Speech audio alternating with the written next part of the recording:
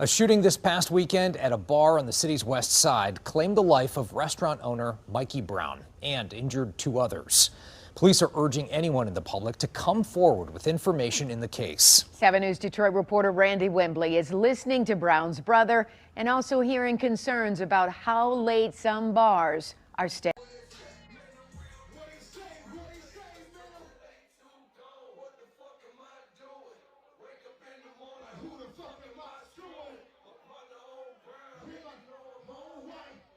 A 52-year-old Detroit restaurant owner who had spent 3 decades building something from nothing, who had opened 2 restaurants that became symbols of black excellence in a city desperate for it, was shot and killed outside an illegally operating bar at 4:30 in the morning.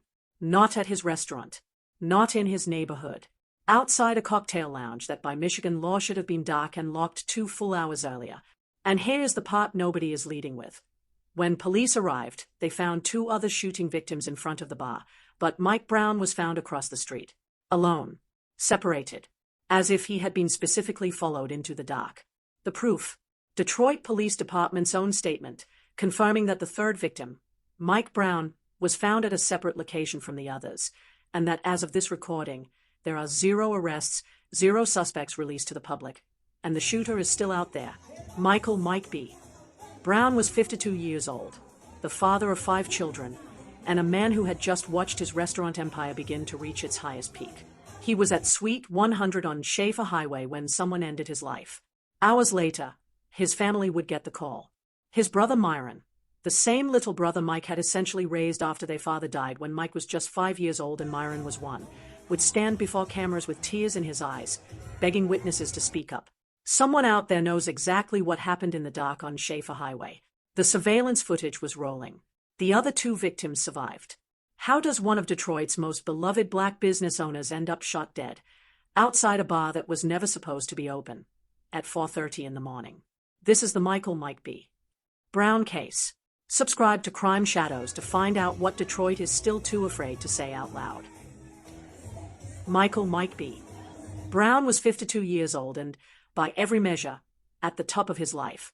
He was a husband, a father of 5, and the owner of a growing restaurant brand that had made him one of the most recognizable figures in Detroit's food and nightlife scene. According to family and friends who spoke publicly after his death, Mike was not just a businessman.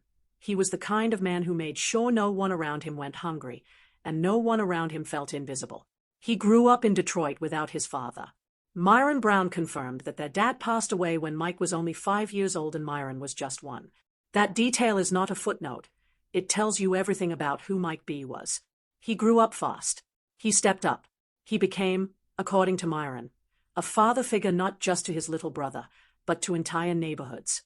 Before he ever picked up a spatula, Mike Brown built his name as a party promoter. He learned how to read a room, how to make people feel like they belonged somewhere, and how to turn a Thursday night into a moment. For years, he refined that gift across Detroit's club circuit. Then, in 2020, he made a move that changed the trajectory of his life. He opened Sloppy Chops on West McNichols Road, just off the Lodge Freeway. The restaurant was a full steakhouse, ribeyes, tomahawks, serious cuts, but what made it a Detroit institution almost overnight were the $2 lamb chop specials.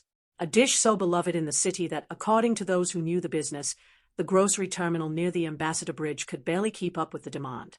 A year later, he opened Sloppy Crab on East Jefferson Avenue near the Renaissance Center, later renamed Crab Sports Bar, bringing the same electric, nightlife-forward atmosphere to Detroit's waterfront. Celebrities came through. The crowds came back every weekend.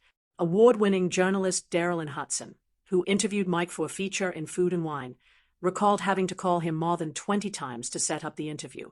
He did not care about the press. He was too busy building. Pastor Maurice Mo Hardwick, founder of the Live in Peace movement, described Mike as a real Detroiter who was about people, community, and about uplifting life. According to Hardwick, community was not something Mike Brown talked about.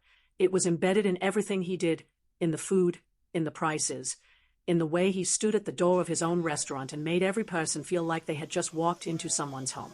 Did Mike Brown ever imagine that the very culture of Detroit nightlife he had helped build would be the world he was standing in when someone took everything from him? Did he sense anything different when the night stretched past 2, past 3, past 4 in the morning? How does 30 years of building something end on a sidewalk on Schaefer Highway? Here is what the evidence tells us. And here is where things get complicated, because as of this recording, Detroit police have not publicly identified a suspect, have not released a description, and have made 0 arrests. The shooter is unknown, but the circumstances are not. At 4:20 in the morning on Saturday, February 28, 2026, a triple shooting erupted outside Suite 100, a cocktail bar at 15,789 Schaefer Highway on Detroit's west side. Michigan state law is explicit. Bars cannot serve alcohol past 2 in the morning. They cannot remain open past 2:30 in the morning. Suite 100 was operating nearly 2 full hours past that legal cutoff. This was, by definition, an after-hours establishment running illegally in a residential neighborhood. According to Detroit Police Department Media Relations Director Jasmine Baumel, officers were called to the scene at approximately 4:30 a.m. What they found when they arrived was a split scene. 2 victims located in front of the lounge, and Mike Brown found across the street. The other 2 victims survived. Brown did not. That separation matters. In shootings with multiple victims, bodies are typically found in proximity.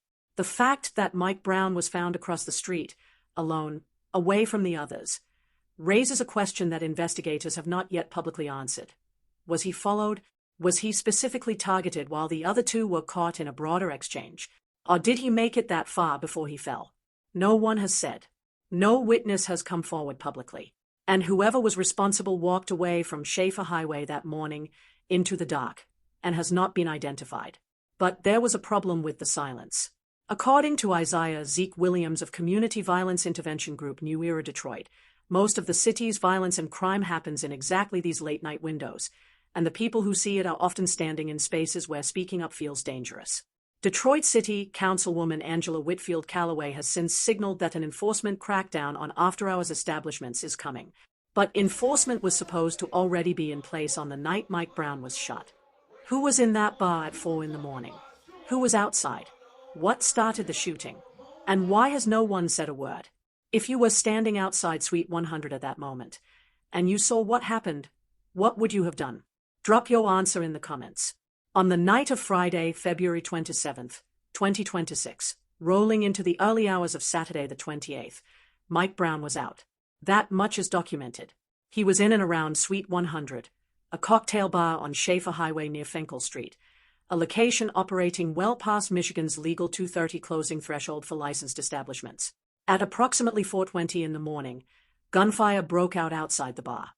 Detroit police confirmed a triple shooting at the location. 2 victims were struck and found in front of the venue. Mike Brown was shot and found across the street, alone, at 15,789 Schaefer. He was transported, but according to DPD spokesperson Jasmine Baumel's official statement, the victim found across the street from the location, Mikey Brown, succumbed to his injuries. 3 people shot in one incident. 2 survivors who have not been publicly identified. 1 man dead in the street, the very man who had spent decades trying to give Detroit something to be proud of. Suite 100 has since closed its doors following the shooting. There is no confirmed weapon recovered. There is no confirmed motive on record. There are no charges filed. Somewhere between the gunfire, the dark of the morning, and the silence that followed, a shooter walked away. The scene that first responders found was not random chaos. It was a contained, targeted burst of violence at a specific location, at a specific time, that ended 1 life and left 2 others wounded. What happened in the minutes before the first shot? What does the surveillance footage from that block actually show? And why has the wall of silence around this case held for over a week? What were Mike Brown's final moments on that street? And why was he found so far from where the others fell? Detroit police responded to the shooting call at 15,789 Schaefer Highway in the early morning hours of February 28, 2026. When officers arrived, they found a scene with 3 gunshot victims, 2 in front of Suite 101 across the street. That 3rd victim, Mike Brown, did not survive. Investigators from DPD's Major Crime Unit and Homicide Division immediately began canvassing the area. The investigation was described as ongoing from the moment it began. As of the first week of March 2026, more than 5 days after the shooting, authorities had not released a suspect description to the public. No one has been taken into custody. The Detroit Police Department has made a public appeal for information. directing anyone with knowledge of the shooting to contact DPD's Homicide Unit directly at 313-596-2260. Anonymous tips can be submitted through Crime Stoppers at 1-800-SPEAK-UP or through Detroit Rewards TV at detroitrewards.tv. Myron Brown, Mike's younger brother, stepped in front of cameras and made an emotional plea that stopped the city. "My brother took care of a lot of people," Myron said. "He provided a lot of jobs. Now, I just ask that you guys help him out this one time and speak up."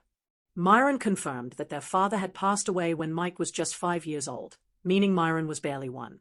Mike Brown had raised himself, and in many ways, raised his brother, without a father in the house. And now Mike's own 5 children face that same reality. The investigation has one enormous obstacle: the code of silence around after-hours environments.